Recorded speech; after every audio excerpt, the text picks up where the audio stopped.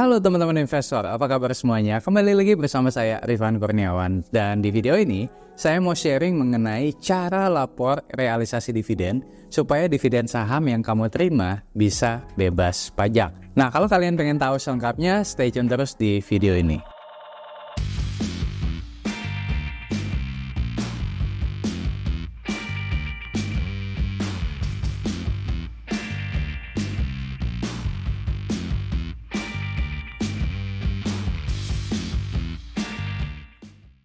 Oke, nah jadi mungkin sebagian dari teman-teman udah ada yang tahu, tapi bisa jadi ada juga yang belum tahu nih. Kalau sebelumnya kan dividen saham yang kita terima itu merupakan objek pajak dengan tarif 10%. Nah, per tahun 2021 pemerintah memberikan kebijakan agar dividen saham yang kita terima bisa bebas pajak dengan beberapa syarat. Seperti dividen yang kita terima harus diinvestasikan di wilayah Indonesia dalam jangka waktu paling singkat 3 tahun. Nah, adapun tujuan dari pembebasan pajak dividen ini adalah untuk mendorong investasi di pasar keuangan maupun sektor real. Mungkin teman-teman ada yang nanya juga nih, Korifan, bukannya memang kalau saya terima laporan dividen dari sekuritas udah nggak dipotong? Betul, tapi kalau misalkan kamu tidak melaporkan realisasi dividen tersebut dan diinvestasikan kemana, ya, maka dari pihak pajak akan menganggap hal tersebut sebagai pajak terhutang. Ya, nah supaya teman-teman nggak kena pajak terhutang, ya maka berapa dividen yang diterima itu harus kita laporkan, dan ya tujuan dari reinvestasi dividen tersebut kemana, nah itu harus clear. Berhubung sekarang kan juga udah bulan Maret, di mana bulan ini kan semua wajib pajak itu harus melaporkan SPT tahunan, termasuk kita para investor. Ya, maka di video ini ya saya secara spesifik akan ngebahas ya tentang cara lapor realisasi dividen menggunakan website DJP Online. Ya, supaya dividen yang kita terima itu bisa bebas pajak. Oke, langsung kita mulai aja ya. Nah, jadi pertama-tama di sini saya akan coba peragakan ya, teman-teman login ke DJP Online. Dan pertama ya teman-teman masuk ke website DJP Online, kemudian masukkan di sini kan ada NIK atau NPWP ya, kemudian password atau kata sandi, dan juga kode captcha-nya. Nah, langkah kedua adalah teman-teman perlu untuk aktivasi menu e-reporting di tab profile ya kalau belum punya. Nah, jadi setelah teman-teman masuk ke homepage DJP Online ya, teman-teman perlu aktivasi terlebih dahulu nih fitur yang namanya e-reporting. Nah, dengan cara gimana? Masuk ke tab profile ya, kemudian scroll ke bawah dan kemudian cari menu e-reporting investasi, kasih tanda centang gitu ya, e-reporting investasi ya, kemudian scroll lagi ke bawah, klik ubah fitur layanan. Nah, langkah ketiga adalah teman-teman masuk ke e-reporting investasi ya, tadi kan udah diaktifkan nih. Nah, selanjutnya teman-teman bisa masuk ke menu e-reporting investasi di mana di tab layanan. Nah, jadi setelah aktivasi ya seharusnya menu e-reporting kamu udah muncul di tab layanan. Nah, seperti teman-teman bisa lihat di gambar berikut ini. Nah, teman-teman tinggal klik aja menu e-reporting investasi tersebut. Nah, langkah keempat, nah ini yang penting nih. Ya, teman-teman bisa lapor dividen yang kamu terima. Nah, ini pelaporannya ada pelaporan 1, ada pelaporan 2, ada pelaporan 3. Nanti saya jelasin ya. Nah, jadi teman-teman masuk dulu ya ke tab lapor. Nah, kemudian di kanan atas ini ada kayak tanda tambah gitu ya, warna kuning. Teman-teman klik tanda tambahnya tersebut. Nah, selanjutnya adalah teman-teman harus ngelis semua dividen yang teman-teman terima sepanjang tahun berjalan. Pada bagian ini ya, kalau menurut saya alangkah lebih mudahnya kalau misalkan teman-teman udah bikin list gitu ya, semua dividen yang kalian terima itu dalam bentuk Excel dulu aja. Itu jadi supaya gampang nanti masukannya. Soalnya kalau misalkan teman-teman harus mengulang prosesnya, dia nggak akan ke-save gitu. Jadi harus ngulang dari awal, kan sayang waktu. Ya, jadi alangkah baiknya kalau misalkan teman-teman bikin dulu di list Excel ya, dapat dividen dari saham apa ya, di tanggal berapa, nominalnya berapa. Nah, itu teman-teman list dulu di Excel ya, supaya ini akan mempermudah proses input di e-reporting investasi ini. Ya, kalau misalkan belum punya, ya tinggal minta ke sekuritas yang kamu pakai ya, minta aja ke customer service-nya atau mungkin ke brokernya. Oh ya, dan bukan hanya dividen yang kamu terima di 2023 ya, tapi juga minta dividen yang kamu terima di tahun 2022 dan di tahun 2021 ya, karena tadi kan saya bilang ada pelaporan 1, pelaporan 2, pelaporan 3 ya, dimana syarat supaya bebas pajak tadi ya harus diinvestasikan setidaknya 3 tahun. Ya, jadi kamu perlu list semua dividen yang kamu terima di 3 tahun ke belakang, which is 2021, 2022, dan 2023. Nah, tapi supaya video ini lebih simple, ya kita akan melakukan simulasi dengan dividen yang diterima di tahun 2023 atau pelaporan ke-1 ya. Oke, yuk kita mulai. Nah, misalkan nih, saya ambil contoh ya. Misalkan saya ada terima dividen dari PT Perusahaan Gas Negara Tbk atau Pegas.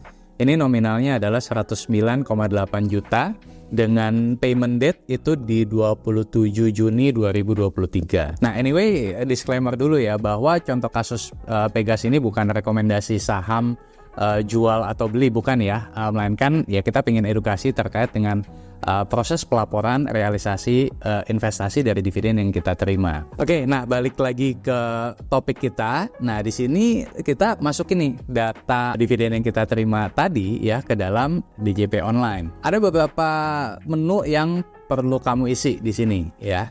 Pertama adalah ada pelaporan ke berapa. Nah, di sini kalau misalkan kamu klik nanti ada pelaporan ke-1, kedua, ketiga. Nah, karena dividen Pegas yang tadi saya tunjukkan itu saya terima di tahun 2023, maka masuknya adalah pelaporan ke-1 atau tahun 2023. Ya, tapi kalau misalkan kamu juga dapat dividen yang sama ya di tahun 2022, ya maka masuknya adalah pelaporan kedua atau tahun 2022. Dan juga kalau misalkan kamu dapat dividen di tahun 2021 ya, maka yang kamu masukkan adalah pelaporan ketiga atau tahun 2021. Ya, kalau saya biasanya urutin dari yang paling baru. Jadi misalkan 2023 berapa dividen saya masukin ya, kemudian baru masuk ke 2022, baru kemudian masuk ke 2021. Nah, itu yang pertama. Kemudian yang kedua, ini ada teman-teman lihat jenis penghasilan. Jenis penghasilan ya, karena dividen Pegas tadi kan adalah dividen dari emiten Bursa Efek Indonesia ya, maka saya masukkan kategorinya adalah dividen dari dalam negeri. Nah, gimana kalau misalkan teman-teman juga invest di US stock misalkan ya, atau emiten di luar BI? Ya nggak apa-apa. Kalau misalkan teman-teman dapat dividen dari US stock misalkan ya, nah maka jenis penghasilannya bukan dividen dari dalam negeri tapi dividen dari luar negeri strip saham di Bursa Efek, seperti itu ya. Jadi kalau misalkan teman-teman dapat dividen dari Apple misalkan, ya udah ya dilaporin, tapi jenis penghasilannya adalah dividen dari luar negeri strip saham di Bursa Efek, seperti itu ya. Oke, nah yang ketiga ini adalah pemberi penghasilan. Karena dividen tersebut kan diberikan oleh Pegas ya, maka di sini saya isikan pemberi penghasilannya adalah PT Perusahaan Gas Negara Tbk. Nah, jadi sebenarnya kamu boleh aja kalau misalkan males gitu ya ngetik panjang, ya isi dengan ticker code-nya Pegas gitu, nggak apa-apa juga.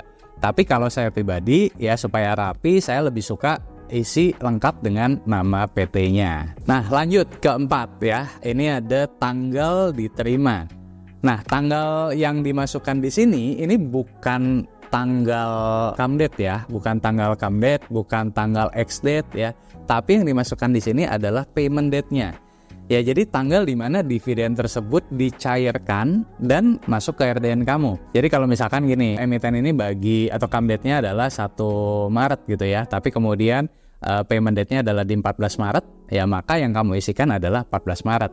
Nah, kayak contoh kasusnya si Pegas tadi, payment date-nya itu adalah 27 Juni 2023. Nah, jadi saya masukkan di sini adalah 27 Juni 2023 juga, yaitu payment date-nya. Mungkin teman-teman bertanya, kalau misalkan emiten yang sama kasih dividen 2 kali setahun, jadi dividen interim itu gimana Ko Rifan? Ya udah, kamu masukin 2 kali juga, karena kan meskipun emitennya sama, tapi tanggalnya berbeda. Jadi misalkan ada satu emiten bagi di bulan Juni, ada lagi bagi di Desember, ya udah berarti kamu masukkan 2 kali seperti itu. Lanjut lagi yang kelima, jumlah dividen yang dibagikan. Nah, ya udah di sini ya tinggal kamu masukin aja jumlah dividen yang kamu terima. Ya, misalkan tadi Pegas kan kasih dividen 109,88 juta. Ya di sini saya masukin angka 109,88 juta. Ini angkanya juga ya kalau bisa sama persis ya. Jadi misalkan di sini 109880719 ya. Jadi biar angkanya sama persis seperti itu. Mungkin teman-teman bertanya, Ko Rifan, kalau misalkan saya dapat dividen dari emiten yang sama ya, tapi dari sekuritas yang berbeda, itu boleh nggak kalau digabungin? Ya, kalau saya nggak apa-apa. Ya, saya akan gabungin. Kenapa? Karena kan emitennya sama, kemudian tanggalnya juga sama, meskipun dari sekuritas yang berbeda. Ya, contoh misalkan dari sekuritas A tadi Pegas kasih 109,88 juta misalkan. Dan dari sekuritas B dapat lagi misalkan 50 juta misalkan. Ya udah, tinggal kamu gabungin kan. 109,88 ditambah 50, berarti kurang lebih sekitar misalkan 159,88 juta. Ya udah, yang kamu masukin itu adalah angka gabungannya, 159,88 juta. Jadi saya pun juga karena saya pakai beberapa sekuritas ya, jadi kadang ada yang sama juga gitu. Jadi emiten A dapat dari sekuritas A, tapi dapat juga dari sekuritas B. Nah itu saya gabungin gitu ya, jadi nggak harus satu-satu, kecuali misalkan tadi poin sebelumnya adalah tanggalnya beda. Kalau tanggalnya beda ya kamu masukin di dua transaksi pelaporan dividen yang berbeda juga. Oke, lanjut lagi yang keenam ya. Ini adalah jumlah dividen diinvestasikan. Nah, jadi ini kuncinya sih.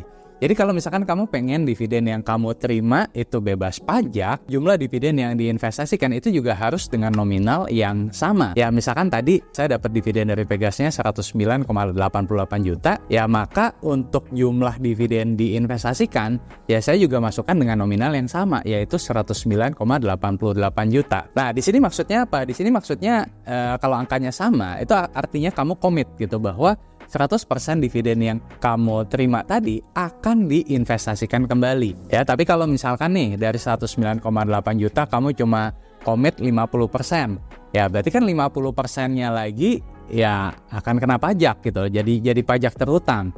Ya, jadi contoh misalkan kamu komit 55 juta. Ya, sementara 55 jutanya lagi ya tidak kamu komit gitu. Kamu nggak komit untuk reinvestasi lagi. Ya berarti nanti 55 juta ini akan jadi pajak terutang, kan sayang. Ya jadi alangkah baiknya ya kamu komit juga 100% dividen yang kamu terima itu akan reinvestasikan lagi seperti itu. Paham ya? Oke, nah kita sekarang lanjut ke bagian yang terakhir nih, yaitu laporan investasi. Nah, jadi setelah kamu list semua dividen yang tadi kamu terima dari tahun 2021, 2022, 2023, maka langkah selanjutnya adalah kamu laporkan realisasi investasinya. Nah, caranya sama, tinggal kamu klik tanda panah di sebelah kanan ya, warna kuning, ini kamu klik dan ya sama seperti sebelumnya ya, kalau kamu udah list dulu nih di Excel ya, realisasi investasi kamu dari dividen yang kamu terima tadi ya, supaya nggak bolak-balik dan nggak ngulang prosesnya, jadi lebih hemat waktu. Nah, menu-menu yang harus diisi itu juga mirip seperti langkah sebelumnya ya. Di sini kita lihat pelaporan keberapa nih yang pertama ya, sama ya, kalau di tahun 2023 ya berarti pelaporan ke-1. Dan kedua ini ada tanggal investasi. Nah ini ya, tanggal ini kamu isi dengan tanggal di mana kamu investasikan kembali dividen yang kamu terima. Ya contoh, ya ini contoh aja ya. Misalkan tadi saya dapat dividen dari Pegas itu 27 Juni 2023 dan kemudian seminggu kemudian saya reinvestasikan lagi. Ya saya isi ini di tanggal 4 Juli 2023. Ya ini contoh ya. Ya udah, kamu isi tanggal tersebut. Nah, ketiga, ini ada bentuk investasi. Di sini ini ada banyak sekali ya bentuk-bentuk investasi yang masuk ke dalam persyaratan ya supaya dividen yang kita terima itu bisa bebas pajak. Ya contoh, kamu bisa ya ke obligasi, ke reksadana, ya atau ke saham lagi juga nggak apa-apa gitu loh. Nah, jadi dalam video ini ya konteksnya adalah dividen yang kita terima itu nggak ditarik ya teman-teman ya, melainkan mau kita investasikan lagi.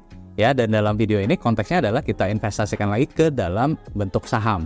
Nah, jadi kalau misalkan teman-teman dapat dividen saham dan pengen investasikan lagi ke dalam saham, ya maka di sini kita tinggal pilih bentuk investasi lainnya yang sah sesuai dengan ketentuan perundang-undangan strip saham. Ya, tapi kalau misalkan mau pilih atau diinvestasikan ke obligasi, ya pilih yang obligasi dan lain sebagainya. Oke, yang keempat adalah nilai investasinya. Nah, di sini kamu isikan berapa nominal yang secara real ya kamu investasikan. Ya, misal Di sini saya kasih contoh 100 juta. Kalau kamu lupa tanggal atau nominalnya berapa, kamu bisa lihat di trade confirmation yang biasanya dikirimkan oleh perusahaan sekuritas. Ya, kalau misalkan nggak ada, ya kamu tinggal minta aja. Yang penting dalam nilai investasi ini, satu ya, total angka di laporan investasi ini harus masuk akal. Ya, maksudnya gimana? Jangan sampai misalkan di atas tadi kamu udah komit nih, bahwa misalkan dividen yang kamu terima, let's say ya, misalkan 500 juta. Terus di laporan investasinya itu 200 juta. Ya berarti kan ada selisih 500 juta dikurangin 200 juta kan 300 juta. Ini akan jadi pertanyaan, kemana 300 juta rupiahnya? Nah ini nanti takutnya akan dipertanyakan dan ya dianggap sebagai pajak terutang gitu karena tidak direalisasikan. Ya jadi angka totalnya ya dari berbagai nilai investasi yang kamu reinvestasikan lagi di poin sini itu setidaknya juga harus sama. Ya misalkan tadi terima 500 juta ya angka di laporan investasi juga kurang lebih 500 juta juga. Nah pertanyaan berikutnya adalah apakah harus dalam satu kali investasi atau boleh beberapa kali, Korifan? Ya boleh beberapa kali. Ya ini kan contoh aja ya, misalkan tadi di bulan Juli diinvestasikan kembali ya tadi 100 juta rupiah ke dalam bentuk saham. Ternyata misalkan di bulan Agustus investasikan lagi 200 juta misalkan. Ya udah kamu tinggal masukin poin kedua, investasi lagi 200 juta di bulan Agustus ya, tanggalnya tanggal berapa sesuai dengan trade confirmation-nya. Kemudian di September 200 juta lagi. Ya, kamu juga isikan lagi sehingga totalnya tadi ya sama di 500 juta rupiah sesuai dengan dividen yang kamu terima gitu. Cuman ya angkanya juga jangan ngarang-ngarang ya, jangan berapa ya, saya kira-kira aja deh jangan gitu. Tapi sesuaikan aja dengan faktanya. Ya balik lagi kamu bisa mengacu ke trade confirmation yang dikirimkan oleh sekuritas setiap kali kamu melakukan transaksi. Dan kalau sudah semua, ya kamu tinggal klik submit. Ya nanti akan ada notifikasi kalau laporan kamu berhasil. Oke, nah langkah selanjutnya adalah kamu balik lagi ke menu dashboard. Nah di sini kamu bisa klik tanda panah di sebelah kanan ya untuk download yang namanya BPS atau bukti penerimaan surat atas laporan yang sudah kamu buat tadi. Nah BPS ini atau bukti penerimaan surat ini kurang lebih bentuknya seperti ini ya. Nah BPS ini kamu simpan dengan baik ya. Ini sebagai tanda kalau kamu sudah melaporkan realisasi investasi atas sejumlah dividen yang kamu terima. Oke, itu tadi video kita kali ini ya tentang cara melapor realisasi investasi agar dividen yang kamu terima itu bisa bebas pajak. Dan semoga bermanfaat ya. Kalau kamu suka dengan video ini, seperti biasa jangan lupa untuk klik like, subscribe, share, dan jangan lupa nyalakan notifikasinya supaya kalian nggak ketinggalan video saya yang lainnya. Akhir kata, salam dari saya Rifan Kurniawan, Indonesia Value Investor. Sampai jumpa di video berikutnya. Bye-bye.